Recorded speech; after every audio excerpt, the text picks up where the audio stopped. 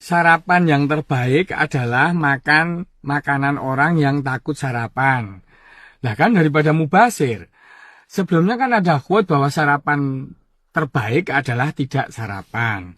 Lah mungkin quote itu cocok bagi yang kerjanya shift malam atau mungkin yang sedang melakukan defisit kalori karena kegemukan atau mungkin pada orang yang kerjanya pagi hari tapi mager di depan komputer dan kesehatannya mungkin kurang baik, itu bagus karena mengurangi kalori yang tertumpuk di dalam tubuh. Tetapi buat sebagian orang ya tentunya tidak cocok. Buat anak sekolah, buat para tukang bangunan, buat para petani, buat para tukang bengkel ataupun para atlet tentunya nggak cocok. Nah kalau anak sekolah dibiarkan nggak sarapan ya jam 9-10 udah tertidur di bangku sekolah misalnya. Atau tukang bangunan ya nanti nggak kuat naik steger atau nggak kuat ngangkat hebel bisa dipecat sama mandornya kan. Ya jadi dari yang dikemukakan quote bahwa sarapan pagi itu tidak baik, itu berdasarkan irama sirkadian.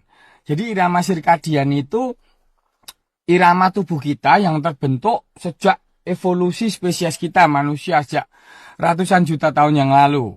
Jadi irama tubuh itu diatur oleh master jamnya itu di nukleus suprachiasmatik, yaitu di persilangan saraf sesudah bola mata kita yang mengatur sinyal gelap dan terang, di mana di situ akan mempengaruhi produksi hormon, sistem kekebalan tubuh dan lain-lain.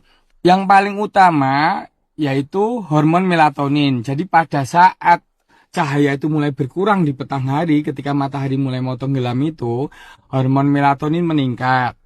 Nah, sedangkan hormon stres, kayak semacam kortisol dan lain-lain itu turun.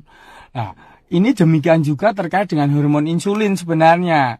Hormon insulin itu dibentuk itu paling tinggi kadarnya itu ada di sore hari. Jadi ketika hormon melatonin terbentuk, pada saat itu insulin yang berfungsi sebagai hormon untuk metabolisme gula, glukosa masukin ke dalam sel, itu juga sedang pada puncak tinggi-tingginya, tetapi mulai turun. Jadi ketika melatonin naik, itu insulin mulai turun. Dan titik paling rendah insulin itu ada di pagi hari, jam 4 pagi. Dan kemudian mulai naik pelan-pelan. Nah berarti naik pelan-pelannya itu dari pagi hari sampai sore hari kan. Itu karena terbentuk kita itu sebagai spesies yang diurnal. Beda dengan nokturnal. Kita itu kerjanya di pagi hari dan tidur di malam hari. Sebaliknya dengan kelelawar atau burung hantu. Jadi proses makan kita memang terbentuk dari dulu tuh dari pagi makan, siang makan, dan lebih baik hentikan atau kurangi makan sesudah kira-kira jam 5 sore. Karena insulinnya sudah mulai menurun. Jadi bukan malah makannya banyakin di malam hari, dari jam 12 siang sampai malam hari. Tentunya tidak sesuai dengan siklus hormon insulin yang terbentuk. Jadi hemat saya, quote itu tidak berlaku pukul rata gebiah uyah setiap orang sama.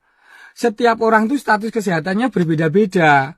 Ya karena berbeda dari usia, dari tingkat metabolisme basal aja, dari bayi, prasekolah-sekolah, dewasa muda sampai tua itu berbeda dari tingkat metabolisme basalnya. Belum perbedaan berat badan, indeks massa tubuh, tentunya jumlah kalori yang diperlukan berbeda-beda.